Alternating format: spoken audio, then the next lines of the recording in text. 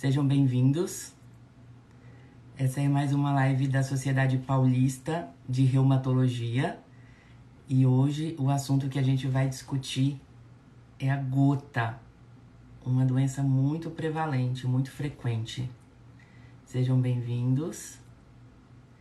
Inicialmente eu já queria agradecer o convite da Sociedade Paulista de Reumatologia, Dr. Marcelo Pinheiro, Dr. Edgar. Boa noite. Dizer que é uma honra estar aqui com vocês, falando desse assunto, né, que faz parte do nosso dia a dia e muitas vezes é um pouquinho esquecido. E hoje a gente vai aprofundar um pouquinho mais a discussão nesse tema, que é tão legal e tão frequente. Então tá bom, o pessoal já está entrando, já temos algumas pessoas. Só para a gente começar, antes de eu chamar a nossa convidada, que eu já apresento ela, vamos falar um pouquinho sobre a gota. O que é a gota? Gota é a artrite mais frequente que a gente tem. É uma doença reumática que causa uma inflamação das articulações e é a mais frequente da população. Ela é mais frequente em homens e os pacientes, em geral, começam a ter a artrite por volta dos 30, 40 anos. E depois essas crises podem se tornar um pouquinho mais frequentes e causar bastante limitação na vida dos pacientes, porque essas artrites são muito intensas.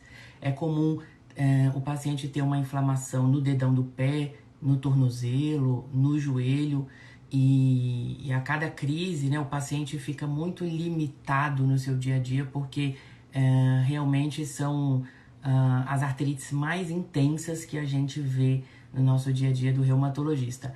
E por que que a gota acontece, né? Qual que é o principal fator de risco para o paciente ter gota? É o aumento do ácido úrico.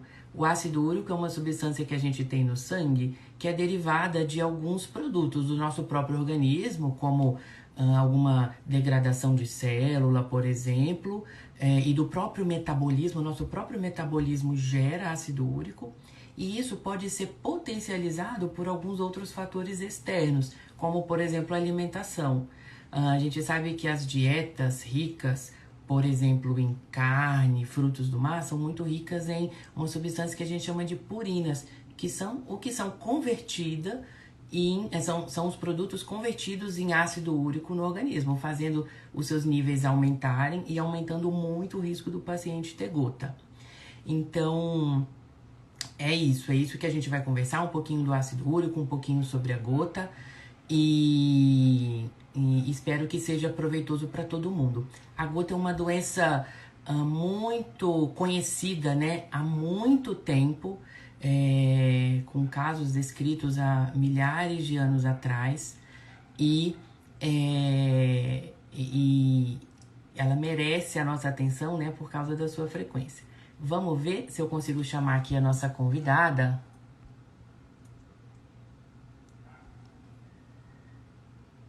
Deixa eu ver se ela já está. Vou tentar chamar. Estou mandando o convite. Vou apresentar para vocês assim que ela entrar. A nossa convidada, ela é muito querida, muito alegre, muito alto astral e é uma pessoa que tem muita experiência com gota, assim, são anos de dedicação a estudo e trabalho com essa doença, então acho que vai ser um momento bem interessante, assim, ela vai ser uma oportunidade incrível da gente discutir um pouquinho. Já mandei o convite, vamos ver se ela aceita.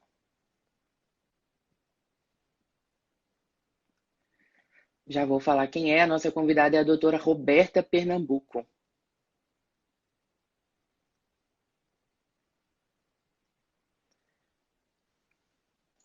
Roberta, tá por aí? Posso mandar o convite de novo.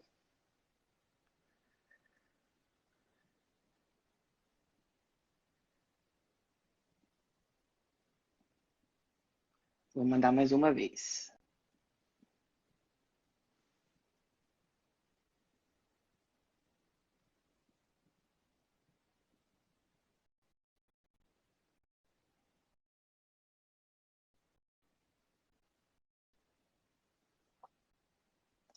Vamos lá, já já começamos. Vou mandar o convite.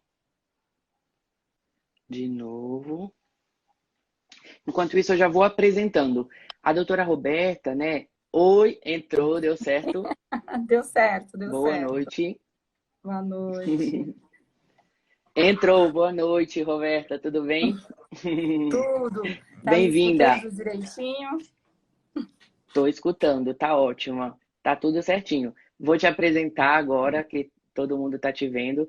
A doutora Roberta, ela tem muita experiência em gota. Ela é médica assistente do Hospital do Servidor Público Estadual aqui em São Paulo e trabalha bastante com o assunto. Inclusive, ela é parte da comissão, né, de doenças microcristalinas da Sociedade Brasileira de Reumatologia. Então, acho que vai ser um momento ótimo da gente aprofundar um pouquinho o conhecimento. Boa noite, Roberta. E aí, Murilo, tudo bom? Vamos, né? Vamos começar. Vai ser bom, uma noite incrível. Conversar sobre gota, esclarecer as dúvidas de uma doença aí milenar, né? E que ainda tem um fio, né? A gente percebe aí um grande desafio no manejo dela, ou até mesmo na compreensão da patologia. Vamos ver se a gente consegue ajudar tanto os pacientes quanto os colegas que tiverem dúvidas, não? Eu acho Isso daí. que Tá bom. Uhum. Vamos lá, vamos começar. Vamos lá. Para começar, eu acho que um tema legal, assim, que é interessante para todo mundo, médicos e pacientes, é o tema da dieta, assim, né? É uma coisa que a gente fala bastante, é uma coisa que preocupa os pacientes no dia a dia quando a gente fala da dieta de quem tem gota. Por que que a dieta é importante? Porque eu até citei aqui no começo da live que a dieta influencia na produção e na formação, né, do ácido úrico no organismo. Então, certos cuidados com a dieta são importantes no dia a dia do paciente.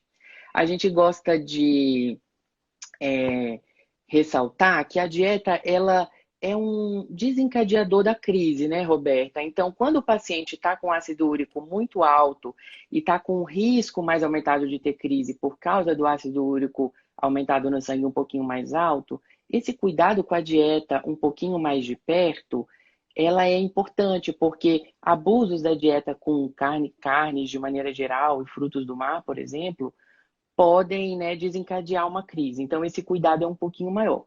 Em geral, a gente, quando o paciente está com os níveis de ácido úrico um pouquinho mais baixos, a gente fica um pouquinho mais tranquilo. É importante a gente frisar, né, que a dieta, um paciente com ácido úrico mais controlado, ela não deve ser tão restritiva, até para não desmotivar o paciente do tratamento, já que o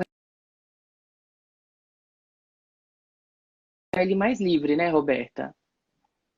Alexandre está perguntando sobre, por exemplo, as orientações e cuidados Uhum. de vegetarianos, veganos em relação à dieta. Então, a dieta é um dos pontos mais polêmicos em relação à gota. E cada vez mais essa polêmica realmente ela ocorre pelo seguinte: existem trabalhos mostrando que dietas muito restritivas, principalmente em relação à questão de purina, né, enquanto a gente orientava as pessoas a restringirem as proteínas, o que aconteciam com esses pacientes? Esses pacientes, então, que sobrava para comer, não posso comer carne, e aí o paciente, então, ele desvia muitas vezes a alimentação para carboidrato, pão, macarrão, e isso faz com que esse paciente fique cada vez mais obeso, e a obesidade, ela, né, faz parte do que a gente chama de síndrome metabólica, né, Murilo? E vai fazer esse paciente como um todo piorar. E uma da pergunta dos veganos, por exemplo, é que vegetais já foram realmente comprovados, que vegetais não elevam ácido úrico. Então, assim, os veganos, a proteína vegetal, ela está liberada. Então, e cada paciente às vezes pergunta num setor, né? Tomate, feijão, abacaxi, isso tudo está liberado, né, Murilo? Que foi unicamente comprovado, e mesmo assim seriam excessos, né? Excessos de proteína de origem animal e frutos do mar, miúdos, e mesmo assim, se o paciente realmente tiver gota estabelecida, né? Se o paciente for um paciente já com gota estabelecida, não vai substituir a terapia. Isso é importante o paciente, né? Entender que não adianta ele fazer dieta. Se ele é um paciente gotoso, principalmente paciente com tofo, fala, não, acho que eu vou me tratar fazendo só dieta. Não vai resolver. Ele precisa, assim, se convencer que vai ter que tomar a medicação, né? Isso A doutora Rina até comentou, a gente agradece, obrigada, doutora Rina. Ela falou realmente a dieta, quando o paciente está fazendo uso do medicamento, né, ela se torna secundária, porque o efeito dos medicamentos em reduzir o ácido úrico, ele é maior. Então, ela até comentou que tratando, né, assim, a vida do paciente fica normal, principalmente quando a gente fala da dieta. Então, isso é bem interessante mesmo. Obrigada, doutora Rina. É importante o paciente entender que dá para levar uma vida completamente normal, mas em contrapartida ele tem que manter o tratamento regularmente, né? E sempre, claro, a gente fala que o paciente tem que buscar uma vida saudável, mas não é porque tem gota, é porque todos nós precisamos buscar uma vida saudável, né? É isso mesmo. Outra coisa que a doutora Rina comentou foi sobre o peso, né? A gente sabe que o aumento do IMC tem uma relação praticamente direta assim, com o aumento do ácido úrico. Então, até assim, a gente sempre fala para os pacientes assim, terem uma dieta saudável de maneira geral, porque isso ajuda, de certa forma, no controle do ácido úrico, mas principalmente ajuda também no controle do peso. E isso tem uma influência importante no ácido úrico também, a gente sabe. Tem muita gente mandando beijo e abraço, muitos pacientes seus, doutora Roberta, você é muito querida. E você viu? Gostoso, muitas né, demonstrações de carinho. Você sabe que uma das coisas, assim, eu acho que um dos maiores desafios da modernidade é o controle de peso. Então, assim, a gota, ela tá entrelaçada com essa questão metabólica. E eu sempre brinco, se alguém souber o que emagrece comendo e bebendo de tudo, me liga e me conta. Eu também quero. Falei, eu também quero, que eu saiba. Infelizmente, a gente tem que ter moderação, né? A Fernanda Pernambuco, acho que você deve conhecer, comentou que o churrasco e cerveja devem ser consumidos com moderação. E aí, Roberta, churrasco com cerveja? Eu acho uma ótima opção para o fim de semana e é o que geralmente na nossa família a gente faz. Mas como eu digo sempre, a gente precisa um estilo de vida saudável.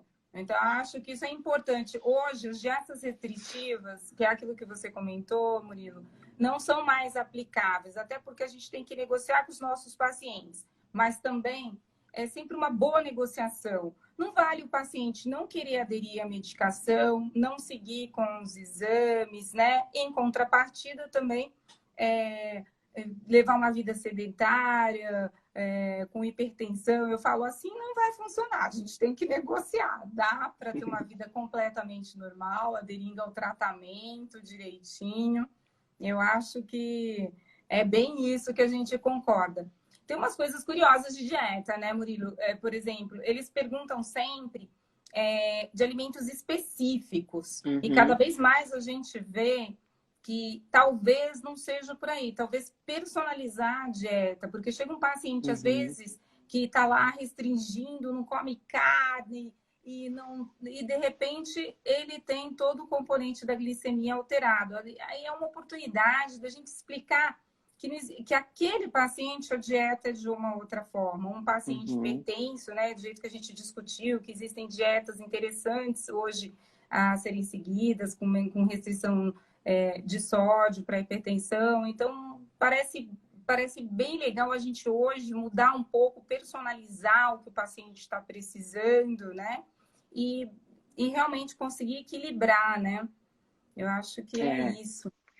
Isso é bem importante, assim, e a dieta, né, assim, teoricamente ela não tem um papel central no tratamento direto para baixar o ácido úrico, mas em determinados contextos ela pode se tornar um pouquinho mais importante.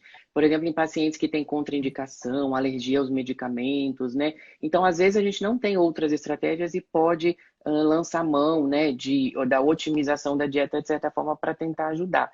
E aí, nesse sentido, é uma coisa que o pessoal fala muito, né, sobre cereja, alguns tipos de proteína de leite ou cafeína. A gente sabe que esses produtos têm uma influência bem pequenininha na redução do ácido úrico. Não é um tratamento isolado, mas às vezes, dependendo do contexto, pode ser útil.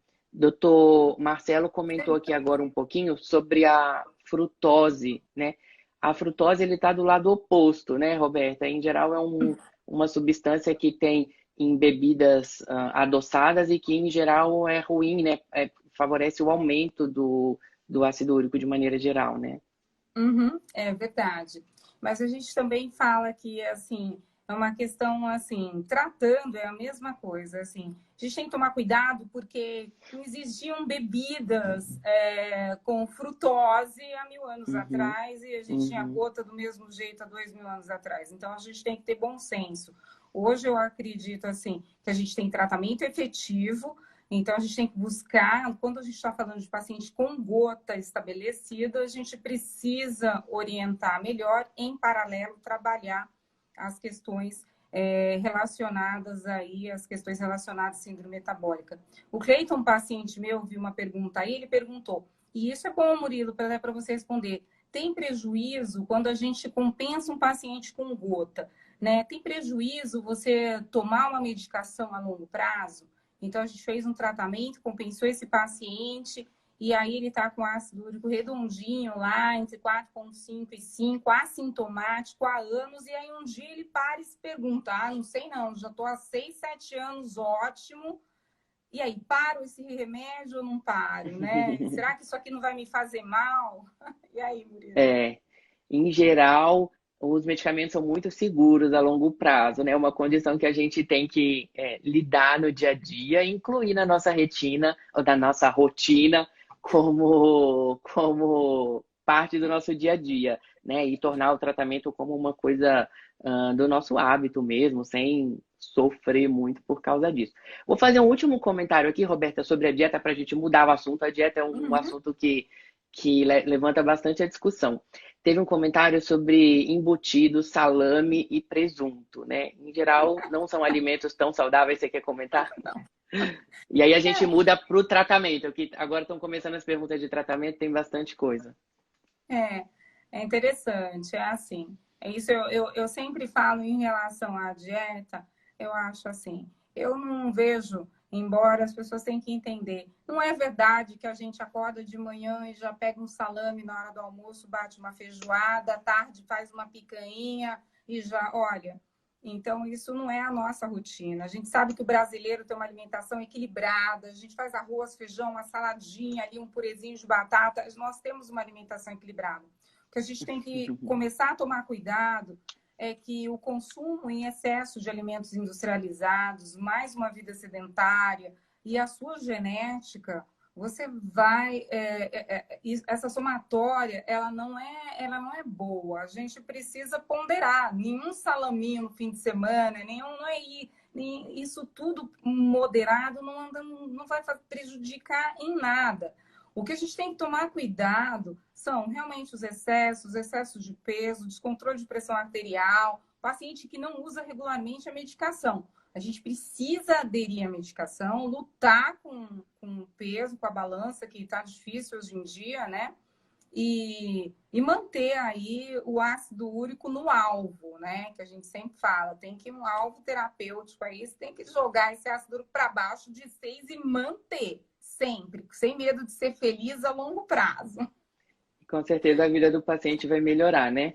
Vamos entrar um pouquinho agora no tratamento? Estão começando as perguntas. Primeiro, um pouquinho aí no começo, a Carolina perguntou quais as medicações para os pacientes que têm crise de gota e que esse paciente usa anticoagulante.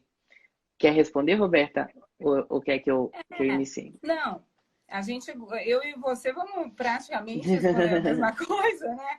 A gente sabe, a gente foge do anti-inflamatório não hormonal, né, Murilo? A gente até discutiu até uma vez isso, mas a gente foge do anti-inflamatório não hormonal, a gente acaba utilizando os hormonais, né, que são os derivados de corticosteroides. Mas eu acho que a gente concorda que tem que tomar cuidado com esses excessos de corticosteroides hoje nas orientações de crise. Isso é um perigo, né? Porque aqui, no Brasil não se retém receita. Então, o paciente pode, muitas vezes, aprender uma automedicação. Então é um perigo o paciente aprender a tomar, entre aspas, um corticoide injetável e todo mês ele se tratar dessa forma. Ou até mesmo mais temeroso para mim é que ele aprenda a tratar uma crise com altas doses de corticoide oral. Ela vai resolver a crise, mas a longo prazo a gente vai ter um prejuízo importantíssimo. Então, realmente a gente acaba utilizando, né, a colchicina e utilizando os anti-inflamatórios hormonais, né, derivados de corticoide, e que são mais seguros em vigência de um paciente com anticoagulante, mas sempre com muita ponderação e conversando com esse paciente, trazendo ele para a consciência de que aquilo tem que ser restrito àquele momento e respeitando aquela dosagem, né? E a sua opinião? Gente, não é isso. Assim, a Roberta está levantando essa questão, gente, porque o último guideline do ACR para o tratamento da gota, que foi agora publicado no ano de 2020, ele coloca para o tratamento da crise. Estou até entrando numa próxima pergunta, que é sobre o tratamento na crise e fora da crise. O guideline do ACR, ele coloca a opção do corticoide junto como primeira linha para o tratamento da crise, junto com anti-inflamatório e com colchicina, inclusive anti-inflamatório injetável. Então, essa fala da Roberta, ela vem dessa preocupação nossa de que o paciente, né, aprendendo a usar corticoide sem prescrição, use com muita frequência, deixe de usar o tratamento úrico redutor regular, e com isso tenha complicações do corticoide, que é um outro capítulo. Assim, o corticoide em uso crônico tem algumas questões que não vêm ao caso, mas que a gente se preocupa, né? Então, historicamente, é uma coisa que a gente exerce isso aqui no Brasil, e as nossas opiniões às vezes mudam um pouquinho dos guidelines americanos no tratamento da gota. A gente tenta, né, num paciente que não tem contraindicação ou que não tem comorbidade importante, a gente tenta iniciar o tratamento da crise com um anti-inflamatório em dose plena, porque a ação é rápida e a gente sabe que os pacientes têm uma ação, têm uma resposta muito boa. Uma outra opção é a colchicina, né, Roberta? A gente pode dar 1, 2, até 3 comprimidos ao dia, às vezes com intervalo um pouquinho mais curto no começo e depois espaça. Mas também é uma opção, em geral, segura, com a ressalva aí da diarreia, que às vezes tem paciente que não consegue tomar e não tolera. E aí o corticoide, a gente acaba usando com frequência porque a nossa população que tem gota muitas vezes tem risco, tem fator de risco que contraindica o uso de anti-inflamatório, como insuficiência renal, história de infarto, AVC. Então também é uma alternativa, mas a gente só queria aqui levantar a bandeira que talvez o uso, né, muito frequente ou indiscriminado não seja tão interessante. Só passando um A pouquinho. colchicina, só deixa um detalhe, a colchicina Uhum. é um medicamento anticrise mais antigo já descrito, né? Então, assim, há 3.000 anos, né, já se conhece os efeitos da colchicina, tanto para o bem quanto para o mal, né? A colchicina vem de uma planta do colchicum e ela, muito já sabiamente, em doses elevadas, ela é veneno.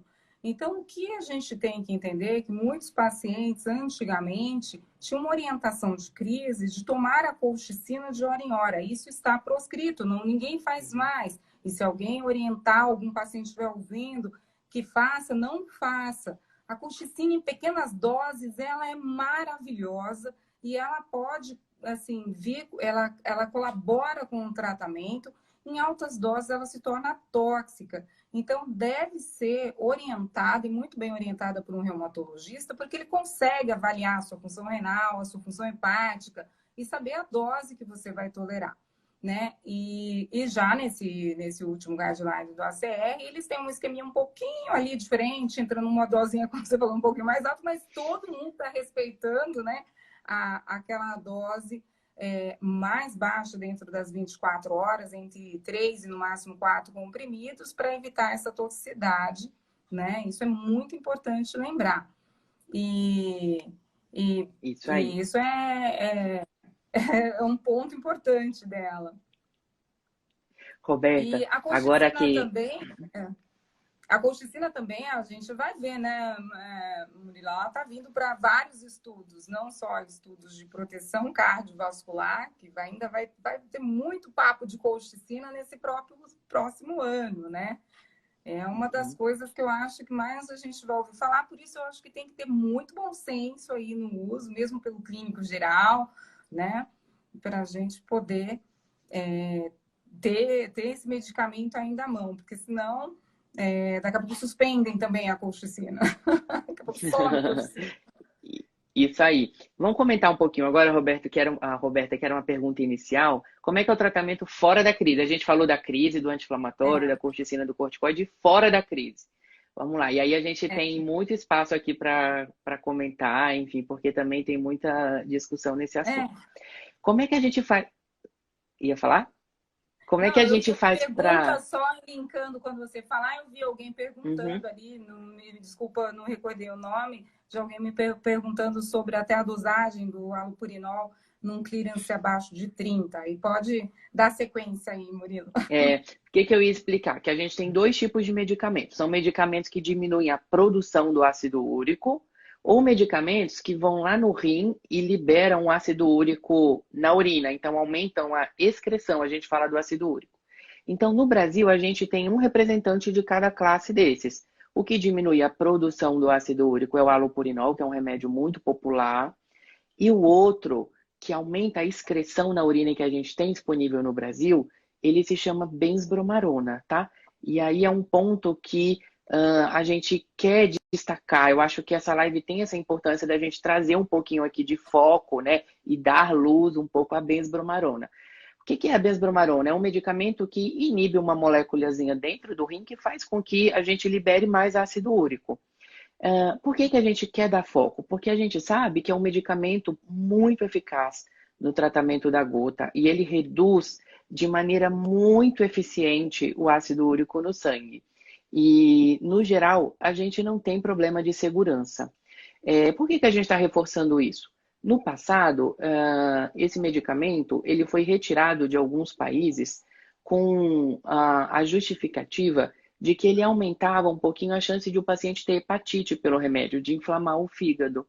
E até numa revisão, né, dos colegas de Curitiba, Dr. Eduardo Paiva, Dr. Geraldo Castelar do Rio, de 2019, que eles publicaram na revista brasileira, na Advanced in Rheumatology, eles colocam isso muito bem. Eles fizeram um levantamento de toda a literatura e viram assim que tinham pouquíssimos casos descritos, 4 casos, 5 casos, que talvez não justificasse a gente deixar de usar o medicamento, que é muito eficaz e que a gente tem disponível no nosso país, né, por causa desses relatos. Então, é o nosso posicionamento, né, oficial, assim como, né, como sendo reumatologista no Brasil e usando o medicamento há tanto tempo, com tanta experiência, é que a gente deve ter, né, assim, o coração aberto para o uso desse medicamento, né, Roberta? A comissão até da Sociedade Brasileira de Reumatologia, de Artrite Microcristalina, vai ter o objetivo de trazer os reumatologistas à atualização, ou seja, revisitar toda a benzobromarona. A benzobromarona, ela é um uricosúrico importantíssimo e no tratamento da gota, e ela tem as suas indicações e contraindicações. Porém, foi o que o Murilo falou, há um tempo ela ficou sem o uso, e isso, até para as pessoas entenderem, ela nunca foi comercializada nos Estados Unidos. Então, os americanos, eles não possuem experiência com benzobromarona. O que faz, como hoje em dia os guidelines, todos esses nossos trabalhos, eles são o quê? Importados, né? Então, a gente usa muito guideline americano. E o que acabou acontecendo? Eles não possuem experiência. A benzobromarona é comercializada na América Latina toda, na Nova Zelândia, em alguns países da Europa. E é muito importante a gente entender que ela vem desde 1960. Então, a gente tem experiência E por isso que quando a gente vai em um guideline americano, a gente vê que eles não citam, porque lá nunca houve o comércio. E não é porque, né, Murilo, ela não ou funciona ou tem alguma outra alteração. É interessante que na medicina tem essas nuances. Eu até brinco, pode parecer estranho, mas tem. Eles não possuem experiência num excelente uricosúrico e que talvez isso eles tenham que mudar, né? Eles vão aprender um pouquinho mais para frente, mas nós conseguimos tratar efetivamente muito melhor a gota do que os americanos, se eles não mudarem o pensamento. Isso é verdade. Inclusive, né, assim, nesse sentido do seu comentário, no guideline do ACR do ano passado, eles começam falando, a gente só vai citar drogas que a gente tem disponível nos Estados Unidos. Logo, esse guideline se aplica para a nossa população no nosso país. Então, então a gente tem que tomar muito cuidado, né, ao ler especificamente as recomendações do ACR para o tratamento de gota, porque eles não têm, né, a disponibilidade de medicamentos que a gente tem no Brasil e em outros países. E E o zero guideline experiência.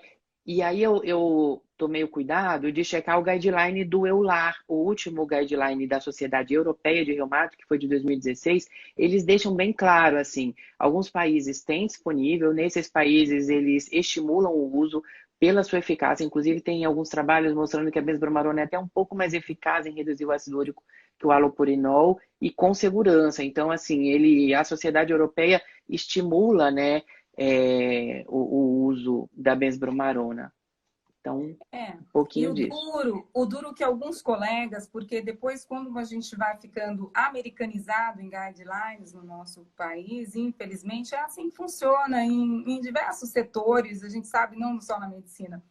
Mas o que acontece é que vai gerando insegurança, não só, se imagina o reumatologista, às vezes perdeu a mão, até porque uma época a benzobramarona saiu do mercado e a gente tinha que mandar manipular. Então a gente tinha duas coisas que deixavam muitos colegas inseguros. Primeiro, que você está indo para uma manipulação e tem sempre aquela insegurança, manipulo, não manipulo, e a qualidade da medicação.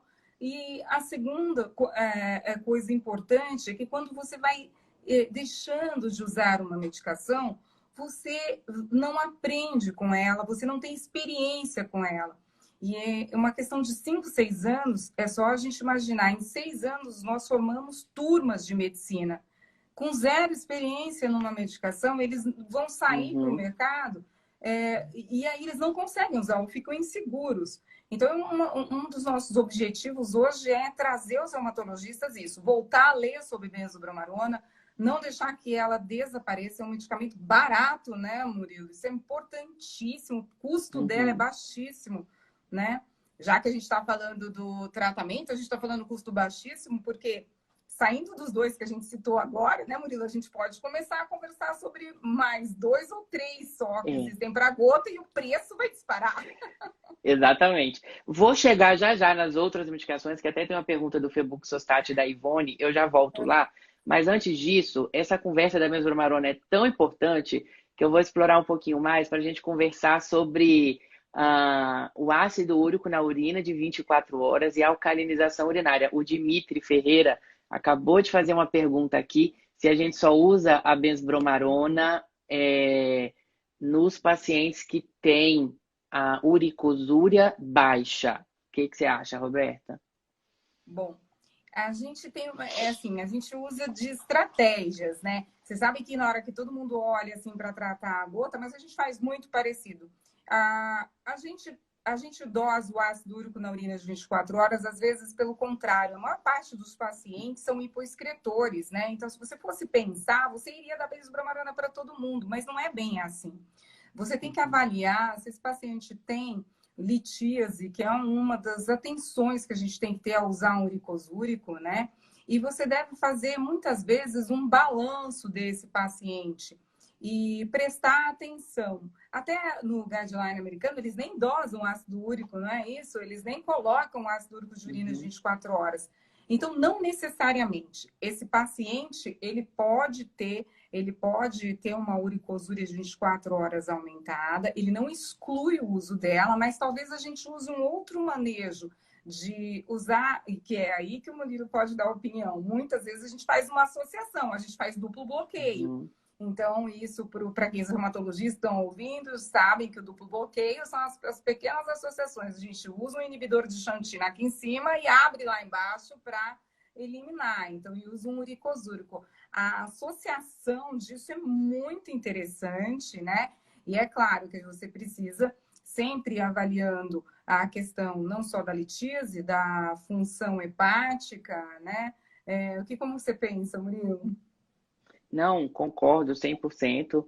E eu queria até fazer um posicionamento, assim, é uma pergunta frequente quando eu vou discutir caso com os residentes, eles sempre falam, mas por que a gente dosa, né, a urina de 24 horas? Você acabou de falar, se no guideline fala que não é necessário. Primeiro, assim, o que o guideline do ACR fala? Que a primeira opção de medicamento é o alopurinol e a segunda opção é trocar pelo febuxostat, que é um outro medicamento que inibe a produção do alopurinol.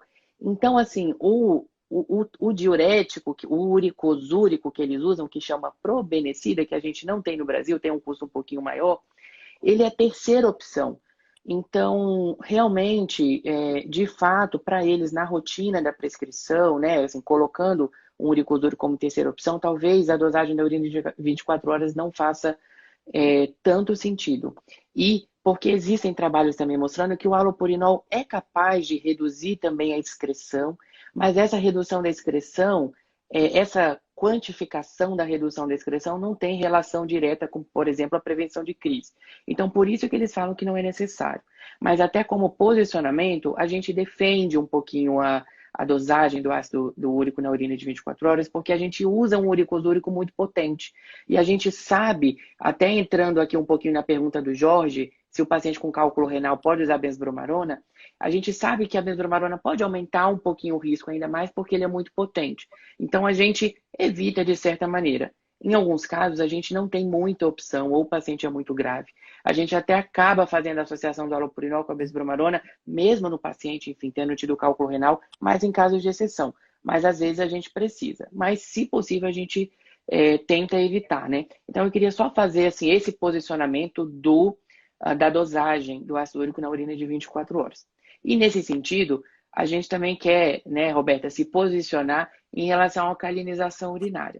A alcalinização urinária também gera bastante polêmica. O guideline do ACR, né, ele até cita que não é necessário, mas a gente acha que no contexto de pacientes com cálculo renal, principalmente se esse cálculo for isolado só de ácido úrico, que até não é o mais comum é ter cálculo de oxalato de cálcio com ácido úrico. Mas no contexto... Oi? Misto, mas né? no contexto... mas até no contexto de quando a gente não sabe a natureza do cálculo e existe chance desses cálculos serem de ácido úrico, a alcalinização pode ajudar de certa maneira. Quando a gente vai ver os guidelines de tratamento de cálculo da nefrologia, da urologia, a gente vê que eles, né, defendem e veem a importância da alcalinização. Por que a alcalinização da urina não é tão defendida pelo ACR, né? Por causa desses motivos que eu falei, e também porque não tem um ensaio clínico que a gente sabe que é o de maior qualidade, que é um ensaio clínico randomizado, que testou a alcalinização da urina, né, comparando alguns grupos, como é a melhor evidência que a gente tem na medicina. Mas mesmo assim, com trabalhos menores e com todo o conhecimento que a gente tem da formação dos cálculos de ácido úrico, a gente sabe que pode ter uma importância a alcalinização. Só um pouquinho para os pacientes, o que é a alcalinização que a gente está falando tanto, né? Os colegas médicos já sabem do que a gente está falando. Mas a alcalinização é aumentar o pH da urina. Deixar um pouquinho mais alto, aí, diminuir a acidez da urina. Dissolver, né? A gente impede a formação de cristal urinário. E é engraçado porque a gente faz isso, tem forma simples da gente fazer, que é um pouquinho de bicarbonato de sódio, né? Que a gente usa, o citrato de potássio, né? Que é o nome comercial, que é o litocite que a gente tem aqui no Brasil. Mas o interessante, né? Que então a gente tem prática em alcalinizar a urina e talvez os americanos também não tenham, porque não utilizam o uricosúrico da forma com que a gente tem experiência. Então, talvez essas técnicas, e seja essa a nossa missão, né, Murilo? A gente precisa trazer, eu vi um paciente ou alguém perguntando, então por que que a mídia fala que não pode ou tomar Visbramarona, não tá... Exatamente é isso que a gente veio trazer. A gente começou agora a pincelar para vocês entenderem que é seguro e a gente, um dos objetivos hoje da Sociedade de Reumatologia é revisitá-la e mostrar a segurança e que ainda mais junto com uma alcalinização inteligente, aí bem elaborada, o paciente vai muito bem. Isso aí. Então vamos, mais perguntas de tratamento. Ó, a Lila Bulhões, eu falei que era um tema amplo. A Lila Bulhões perguntou qual a dose ideal para começar o alopurinol em pacientes com clearance menor que 30. Em geral, a gente evita com clearance, né? Com clearance muito baixo. Isso, mas às vezes a gente precisa. Né? Isso, mas assim, em pacientes renais crônicos, cada vez mais a gente tem tido estudos interessantíssimos, né? Que estão tentando, incrível, que atualmente saiu até um guideline, né? Que eles estão estabelecendo dentro do quadro renal crônico para você conseguir compilar estudos para você conseguir saber essas dosagens. Uma coisa importante é que não é contraindicado, isso é muito importante entender, mas uma vez que a gente usa num paciente com clearance abaixo de 30, os pacientes correm risco de maior efeito colateral, e o efeito colateral do alopurinol nesses pacientes podem ser reações alérgicas, e essas reações alérgicas vão desde reações simples a reações complexas. Então, o reumatologista, ele tem que ir com muita calma, né? Mas, assim, não há uma contraindicação absoluta. Se a gente for pensar, na prática, para ela entender, você tem titulações, né? Que a gente já sabe, com titulações, microtitulações para dessensibilização de alopurinol, quando o paciente tem alergia, e talvez muito cuidado, iniciando com doses sempre baixas, titulando, acompanhando o clearance e trabalhando com parceria com o nefrologista. Ele sabe que a gente tem que ir junto ali, tateando essas doses. São pacientes mais de manejo mais desafiador mesmo, exigem bastante de clínica médica, então existe um conceito clínico geral, complexo, não adianta ver só a parte reumatológica, você tem que juntar toda a clínica médica e trabalhar junto com um colega nefrologista, e esse paciente vai ficar bem. Então, e aí, começar com dose baixinha, talvez 50 miligramas, né? Meio comprimido de 100, né, Roberta? Talvez e vai aumentando bem devagarinho. Isso, e você vai ajustando a dosagem, insistindo em avaliação do clearance, insistindo em avaliação da dosagem sérica com paciência, e o paciente também entendendo a dificuldade desse manejo, ele tem que abraçar a causa junto. Vamos embora que a gente atinge um alvo e para ele ter uma qualidade de vida, né, melhor. Só nesse contexto também da insuficiência renal, tem uma coisa que o Dr. Fuller, que é nosso chefe da Gota, queria até mandar um abraço, provavelmente ele deve estar assistindo, e muito do meu conhecimento, veio dele. Então, assim, uma coisa que ele frisa muito. Nós, mestre de nós. Uma coisa que ele frisa muito é que, por exemplo, a benzbromarona, ela também pode ser usada na insuficiência renal. Inclusive, ela não piora a função do rim ou não aumenta a chance de complicação do remédio. A questão é que, com o clearance, né, com a função do rim diminuída, ele age com menos eficiência quanto no paciente que tem um rim normal. Mas mesmo assim, a gente sempre tem ganho do uso, a gente sempre pode ganhar um pouquinho de aumento da excreção. Mesmo em pacientes com clearance de 30, 20, 15, então muitas vezes a gente acaba tentando, até porque a gente não consegue aumentar e progredir muito a dose do alopurinol, né? Olha, Murilo, eu vou ter que aproveitar e falar, infelizmente, de novo, com isso da benzbromarona não ser muito estudada, eu já tive colega nefrologista que ligou e falou, olha, esse remédio precisa ser suspenso. Eu falo, mas não, o paciente tem... Ele tem insuficiência renal. Eu falo, mas então, aí que a gente... É o contrário. Mas pela insegurança do próprio colega nefrologista, ou por ela ter saído, e isso fica de difícil, porque a gente tem que todo mundo conversar, né? Equilibrar. Então, quem sabe a gente trazendo de volta e fazendo até umas reuniões assim com outras clínicas, a gente traga, porque o manejo é muito interessante, né? Traga essa segurança maior em relação a essa classe terapêutica, que eu acho que tem que retornar. Isso aí. Tá bom, vamos lá, mais perguntas. Eu vou responder uma pergunta aqui que tinha ficado um pouquinho para trás, da Ivone Meião. Febuxostat, quando usar e como conseguir? Quem é o Febuxostat? É um concorrente do halopurinol. Ele também reduz a produção, né, do ácido úrico. A gente não tem disponível no Brasil, mas tem algumas farmácias que dá para você comprar pela internet e essas farmácias importadoras importam o produto, a gente consegue comprar. Em geral, o preço acaba saindo um pouquinho mais caro, tá, Ivone? Mas é isso, assim, a gente tem alguns pacientes no Brasil usando, mas muitas vezes não é necessário, porque com halopurinol e com a besbromarona a gente dá conta, né, Roberta, da maioria dos pacientes. É isso, é verdade. Além do preço, o custo muito mais baixo, uma oportunidade, é claro. Por que é importante sempre ter outras drogas nessa nossa opção terapêutica? Porque se o paciente ele tem alergia, por exemplo, ao halopurinol, que é o inibidor de formação do ácido úrico, a gente fica com a benzobromarona e às vezes não consegue aquele momento com a benzobromarona por qualquer motivo que seja. Você tem que entender que eu preciso de outra medicação. Como que eu vou tratar uma patologia com apenas 2 medicamentos? Então, isso sempre é uma opção de novas classes, é interessante. Porém, entendam, essas novas classes, quando elas chegam, não significam que elas são melhores ou superiores ao que a gente já tem. Então, não quer dizer que porque ele surgiu agora, ele é superior e engraçado. A gente até brinca, né? É que talvez o halopurinol seja bom demais, ou a benzobromarona, mas a gente fala, a gente precisa de opções de classe terapêutica. A diferença está no custo.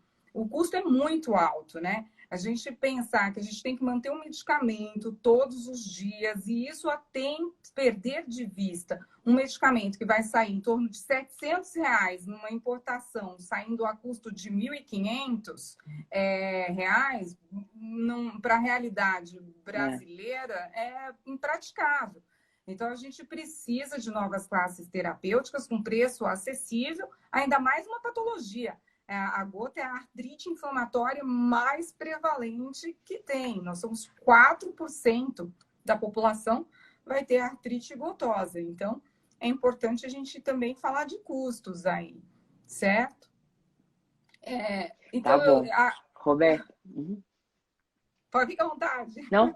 Ia fazer uma pergunta para você, que essa pergunta é para você. O Fábio Segato perguntou como que é feita a dessensibilização do halopurinol para quem tem alergia. Então, existem esquemas de dessensibilização e até uma oportunidade para visitarem o Instagram da Sociedade Brasileira de Reumatologia. A Comissão de Artrite Microcristalina colocou até uma tabelinha de como a gente faz dessensibilização. A melhor forma. Existe um esquema interessante que a gente pode fazer por microdosagem. Nesse esquema que você faz por microdosagem, nós teríamos que formular titular pequenas doses com atenção, sempre com muita atenção, e qualquer reação você tem que recuar. Porque um paciente um paciente com uma hipersensibilidade pode desenvolver Steven Johnson, ou que são alergias gravíssimas e às vezes até mesmo letais. Mas existe uma forma de dessensibilizar. E isso através de pequenas titulações. Você vai ter que manipular, Fábio. E aí, com a manipulação e a atenção do seu reumatologista, ele consegue sim. E é interessante que o sucesso, às vezes, no trabalho apresentado, ele é grande, é interessante. Isso também é uma outra coisa de revisitar, né, Murilo? A gente precisa voltar a ensinar a dessensibilização.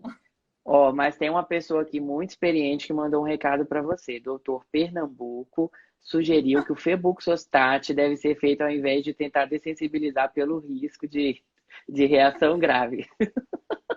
Talvez. Conhece o doutor Pernambuco? Eu conheço, pois é. Então, daí é isso mesmo. Talvez eu e meu pai, né, a gente possa conversar, a gente consegue o Febuxostat, não só trazer às vezes de importação, mas é aquilo que a gente falou. E a briga que também vem da sociedade brasileira em a gente conseguir, né, que esse medicamento venha. É engraçado que o medicamento a gente brincou, né? Tem outros países da América Latina, ele está aprovado, então não é que ele não entra no Brasil porque ele não funciona. É engraçado, as pessoas ficam com medo, ai, mas não está aqui no Brasil, não está aprovado, por quê? Muitas vezes esses medicamentos não entram no nosso país, não é um remédio, as pessoas têm que entender, muitas vezes tem um problema de precificação, né? E aí é uma questão de distribuição. Não é porque o remédio não funciona, mas quando o Febuxostat estiver aqui, com certeza eu acho que a gente vai ter muito mais muita alternativa aí no manejo da gota, né? Tá bom. Vamos lá, são muitas perguntas. Vamos tentar agora ver se a gente acelera um pouquinho as respostas para dar tempo, que está quase chegando perto do fim. Vamos dar uma atenção para o Alexandre Sintra, que já mandou algumas perguntas para a gente. Vamos responder todas dele agora. Ó, suplementos proteicos em academia. Se vale a pena, para quem usa, né, suplemento proteico, tratar a hiperuricemia assintomática. Você conhece, Roberta, alguma recomendação? Suplemento proteico a gente trata mais permissivamente as hiperuricemias assintomáticas?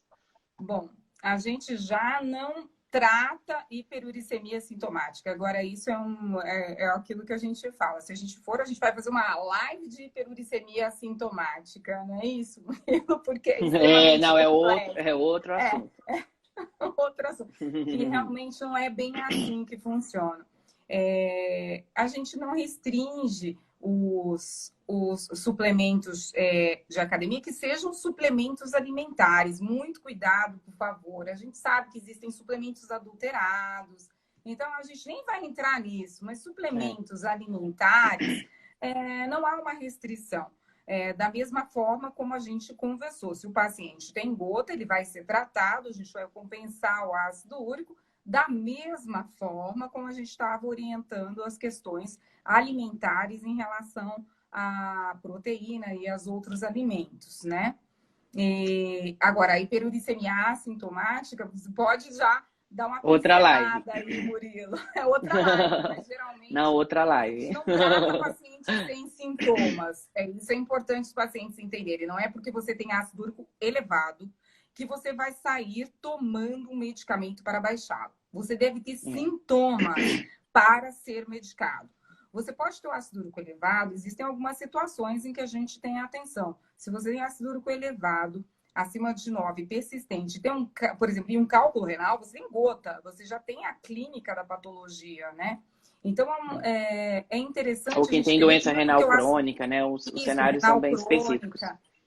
Isso, são casos específicos. Então, a gente tem que entender que não é porque o ácido úrico está acima de 7 que a gente vai lá tomar medicamento. Não é assim que funciona. Por isso é importantíssimo consultar um reumatologista. Ele vai saber separar se você tem gota, né, que é elevação do ácido úrico com as manifestações, ou se você tem simplesmente que fazer o acompanhamento para ver em que fase você está e o que pode metabolicamente estar ocasionando isso. Perfeito. Prometi para o Alexandre as perguntas dele, ó. Qual cutoff de uricosúria para a gente iniciar ou reduzir o uricosúrico?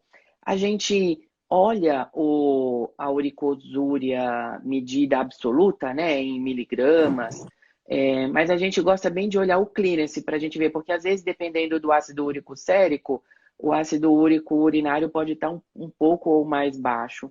Mas, então, assim, com clearances menores que 7,5, 5, e aí tem uma continha específica que a gente faz, a gente, né, usa com mais certeza de que vai ajudar a benzbromarona, tá, Alexandre?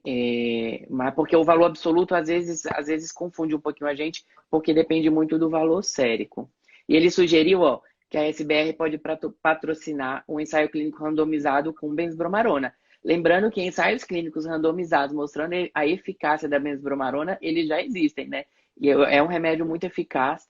A questão é que, por questões históricas aí da distribuição do medicamento e que os Estados Unidos não usam, por isso que a gente tem essa dificuldade mundial aí de fortalecer o uso do medicamento.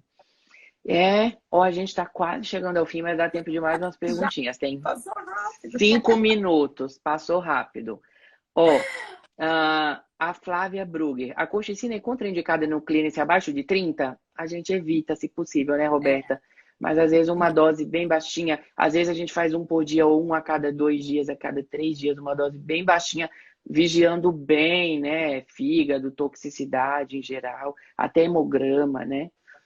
Os pacientes que têm doença renal crônica, que são esses renais crônicos com clearance menor que 30, já quadros mais em graus mais avançados, entendam, são pacientes de manejo de muita atenção. O problema não é o medicamento, não é assim, você está totalmente contraindicado, e sim a atenção que você tem que ter.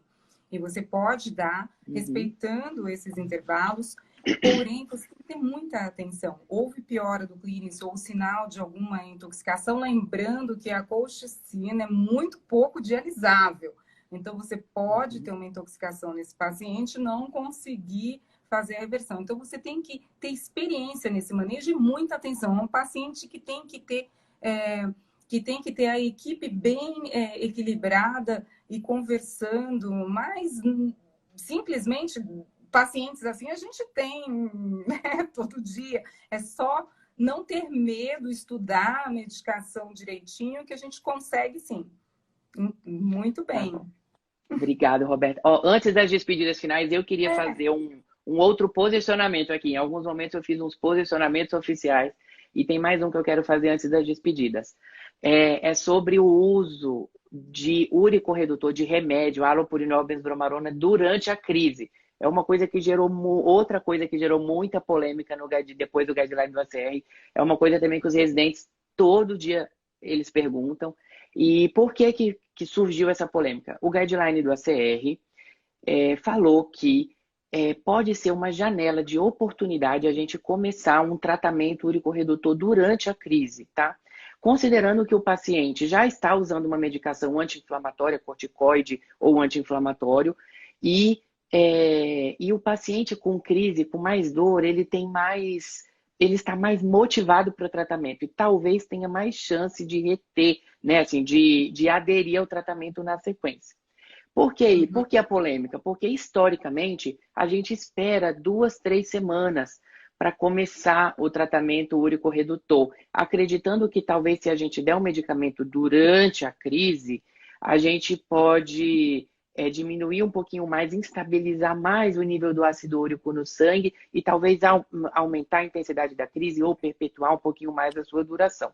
Então, o que a gente acha, né, assim, de posicionamento, é uma opinião pessoal, até do Dr. Fuller, que isso pode ser feito, não necessariamente para todo mundo. Como regra geral, talvez a gente deva esperar um pouquinho, porque não é uma urgência a gente reduzir o ácido úrico durante a crise. Até porque tem um dado muito interessante, até 40% dos pacientes têm um ácido úrico normal durante a crise. E se ele não tem um ácido úrico dosado prévio, a gente perde o parâmetro do uso do úrico-redutor. Então, se é um paciente com poucas crises, bem compensado e que a gente pode esperar 2, 3, 4 semanas para começar, a gente deve fazer isso. Agora, se é paciente com crise recorrente, as recorrências são frequentes, crise muito grave, paciente com tofo, paciente, né, que a gente sabe que tem uma questão de aderência, e se a gente começar o tratamento úrico-redutor, a gente pode abrir a mente, é uma opção viável também, né, e é o que o guideline cita. O guideline é ponderado nesse sentido. Roberta, palavras finais. Palavras finais. O meu posicionamento final é em colocar o seguinte: eu acredito que a artrite gotosa, ela venha com uma dor social muito grande, e isso para mim é a minha bandeira, que é o que eu conversei até com o Murilo. Muitas vezes os pacientes vêm estigmatizados, o paciente já entra desacreditado, que ele não vai aderir ao tratamento, ou que um paciente já chega e fala assim, o paciente pé inchado, esse paciente é um bebum, não vai tomar nada. Isso tem que acabar. Isso tem que acabar. Esses pacientes, eles não podem ser desacreditados. É uma doença, né, com hereditariedade importante, então a gente precisa simplesmente tratá-los e escutá-los, né? E eles entenderem que tem sim remédio, a gota é completamente controlável e curável. E aí, tá aí, eu, Murilo, para provar. É isso aí. Um monte de coisa. Mas a gota Essa não sua fala cura, é muito sim. importante. Roberto, Não eu é, queria Murilo? agradecer a sua Tem, participação. Foi ótimo te conhecer. Você é super alto astral, uma pessoa com muito super bem. experiência e fala de gota com muita propriedade. Assim, aprendi muito com você nas nossas Não, discussões de antes e de agora. Obrigado. Obrigada à sociedade também Murilo, pelo um convite e essa prazer. oportunidade. Obrigada a todo mundo que entrou, né, Murilo? Foi muito divertido. Foi, vamos combinar outras. Vamos. Tchau, Tchau, gente. gente. Boa Boa noite. noite para Obrigado todo por terem mundo. participado. Obrigada. Tchau. Obrigado, Tchau. Roberta.